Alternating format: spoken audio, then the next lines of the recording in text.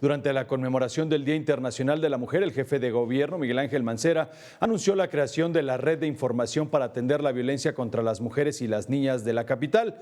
Permitirá reunir datos de quienes son víctimas de maltrato, la magnitud de este e identificar factores de riesgo con la finalidad de establecer una coordinación interinstitucional. El registro, clasificación y seguimiento se realizará a través de una plataforma que estará a cargo de la Dirección General de Tecnologías de la Información. Incluso que tienen medidas de protección por parte del tribunal. Y a esas, en el momento en que se registra su nombre, sale una alarma que nos dice que ella es una víctima recurrente. A partir de ahí, podremos desarrollar medidas específicas de protección para su integridad física y sus bienes jurídicos y su familia, y dar un seguimiento estrecho.